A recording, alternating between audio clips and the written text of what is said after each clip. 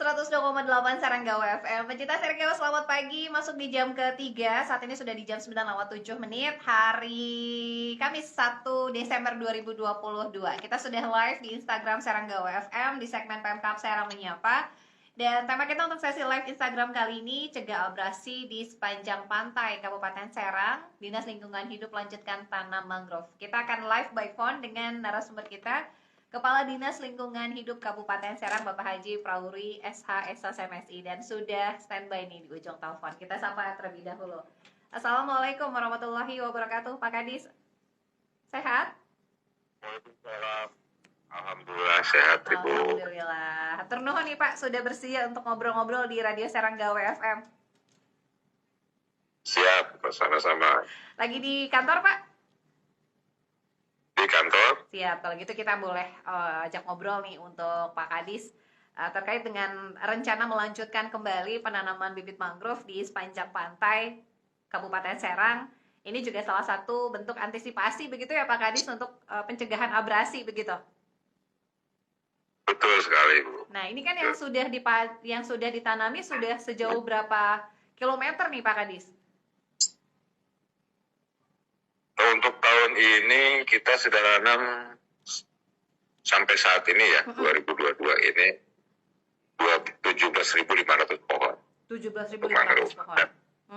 Untuk tahun ini, tahun ini ya. Itu kita tanam di wilayah Tirtayasa, Desa Lontar. Yeah. Karena yang paling tinggi abrasinya itu wilayah situ ya. Baik. Nah, kalau dari segi garis pantai begitu ya, di sepanjang garis pantai di kewenangan Kabupaten Serang, ini berapa luasnya sih Pak Kadis? Ini apalagi yang mungkin yang menjadi program target penanaman bibit mangrove sendiri? Untuk garis pantai Kabupaten Serang itu kurang lebih 31 km ya. Itu ada wilayah Pantura ya, dari perbatasan Merak sampai ke perbatasan Kabupaten Tangerang, gitu ya. 31 km berarti luas kewenangan dari Kabupaten Serang ya untuk garis pantai. Berarti yang sudah ditanam mangrove sendiri kurang lebih ada 12 km begitu ya Pak Kadis? Kurang lebih jumlah itu sampai saat ini ya. Itu kan udah cukup lama ya. Iya. Udah kurang lebih 12 km. 12 km. Ya, sisanya masih banyak sih ya, tapi kan bertahap kan itu. Betul. Berarti program ini sudah berjalan berapa lama nih Pak Kadis dengan upaya mencegah abrasi begitu? Informasinya itu dari 2008 ya program ini, karena mulai banyak yang 2008 itu sampai 2010 itu hampir 30 hektar ya, katanya itu wilayah Pantura itu terabrasi. Iya. Baik. Nah, Pak Kadis mungkin banyak yang saat ini mendengar juga terkait dengan sosialisasi kita. Nah, memang kenapa pemilihannya mangrove? Kemudian kan ini abrasi begitu ya. Apakah penanaman pohon mangrove tadi ini memang betul-betul bisa mencegah abrasi atau seperti apa? Mungkin boleh dijelaskan sedikit begitu Pak Kadis. Baik. Memang fungsi mangrove itu menahan abrasi, pemecah ombak juga ya, sehingga tidak langsung menuju ke daratan ya. Paling tidak tertahan dulu oleh akar-akar mangrove tadi. Itu. Baik. Itu yang pertama itu ya. Yang kedua, ini kan akibat adanya perubahan iklim, ya paling tidak mengurangi rumah-rumah kaca ini penyebab menimbulkan perubahan iklim itu. Nah, penghasil oksigen terbesar itu adalah pohon mangrove. Baik. Banyak manfaatnya begitu ya Pak, selain pemecah ombak, kemudian juga mengantisipasi adanya erosi atau abrasi begitu ya, diakibatkan tadi gelombang laut tadi ya. Kemudian juga ternyata efek lainnya juga kan untuk penghijauan juga begitu ya, baik juga untuk ekosistem dan juga menjaga lingkungan. Nah, kami kemarin saya terakhir ke sana ke Desa Lontar. Sebelumnya mereka sebelum ke tanaman mangrove ya. sebelumnya mereka tidak pernah menemukan namanya ikan apa ya, ikan kakap putih itu ya. Iya. Sejak adanya mangrove, mereka mengatakan Pak sekarang sudah ada lagi kakap putih itu. Ya artinya kan untuk tempat berkembang biaknya ikan juga kan di situ. Betul, sistemnya jadi baik begitu ya, berkembang biaknya juga jadi lebih optimal begitu. Nah, ini untuk penanamannya sendiri melibatkan SDM atau dari mana nih Pak Kadis? Dengan luas wilayah garis pantai Kabupaten Serang, kemudian juga target yang juga akan direncanakan ditanam kembali. Ya ini kami bekerjasama dengan stakeholder ya, terutama dengan perusahaan-perusahaan yang menghasilkan gas karbon tadi. Kami dekati untuk bisa ikut menjaga lingkungan seperti itu. Jadi melibatkan seluruh mereka. Ya. Terakhir kami kemarin nanam itu dengan PLN, Kodim juga ikut tanam 2.000 pohon dia. Betul.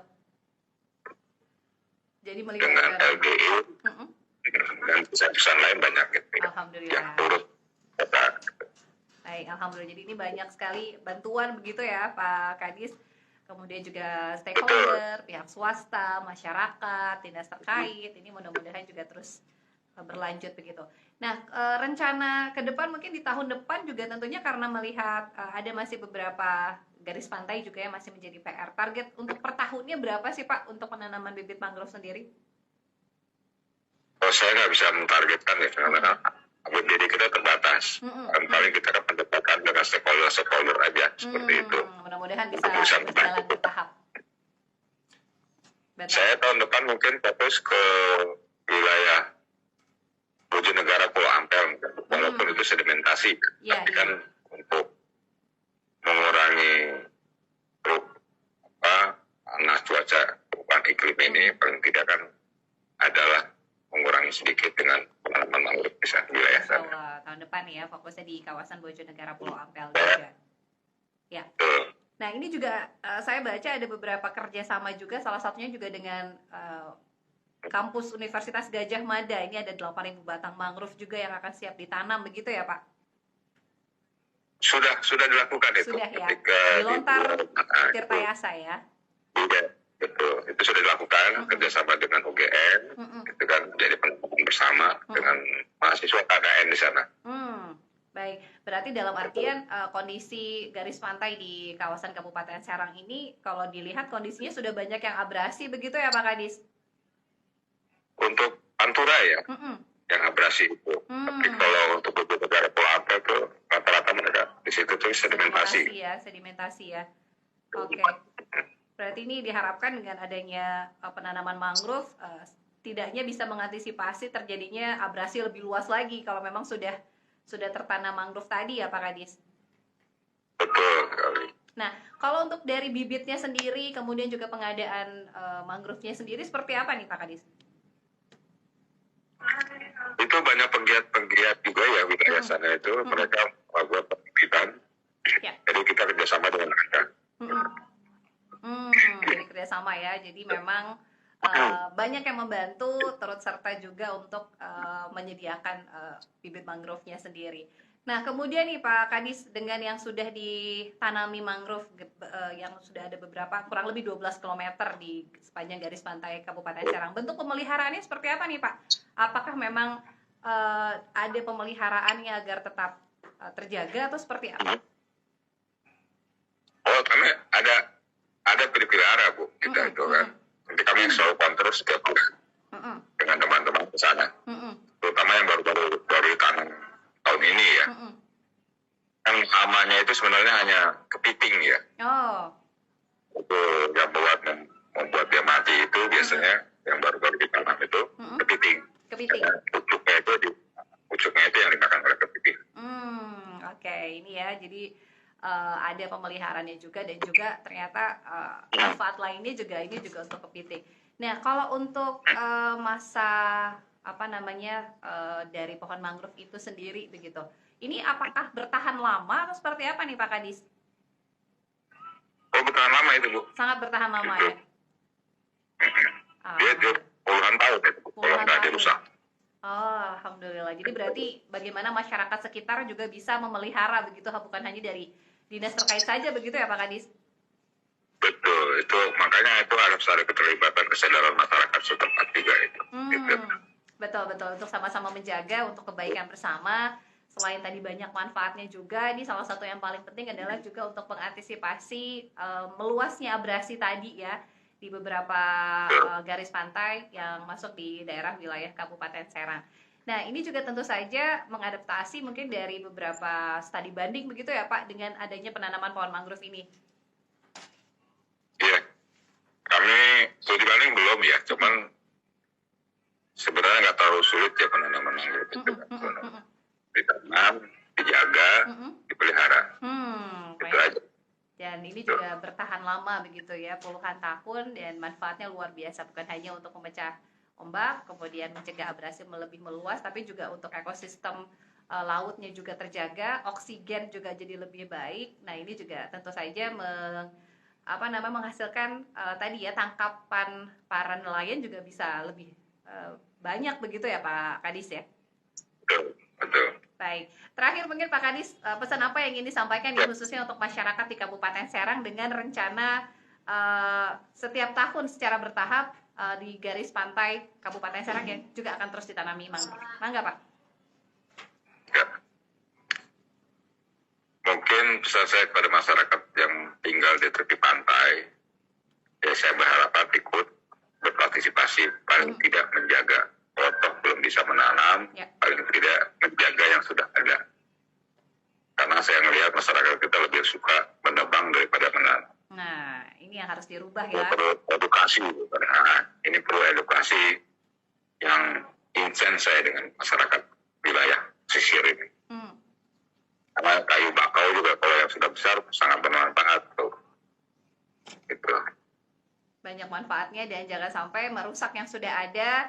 Tapi kalau misalkan berinisiatif juga untuk ikut membantu, ini sangat ditunggu begitu ya Pak Kadis ya, dari swadaya masyarakat. Sangat ditunggu. Baik. Baik, terima kasih banyak Kepala Dinas Lingkungan Hidup Kabupaten Serang Bapak Haji Prauri SHSO MSI sudah ikut bergabung live by phone di siaran pagi Pak. Sehat selalu, mudah-mudahan nanti kita bisa ngobrol-ngobrol lagi Pak. Siap, sama-sama Ibu, terima kasih banyak. Atur nuhun. Assalamualaikum warahmatullahi wabarakatuh. Waalaikumsalam warahmatullahi wabarakatuh.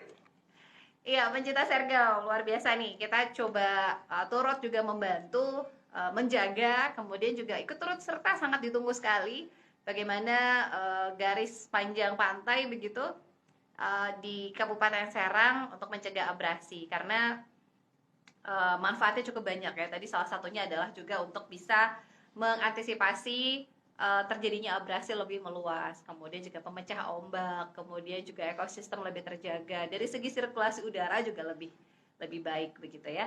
Terima kasih yang sudah ikut bergabung, ada Nikmatullah, ada Zahbi, ada Ruli Ardin juga. Nanti kita coba akan save di GTV-nya Seranggawa FM. Kita lanjut lagi siaran sampai jam 10.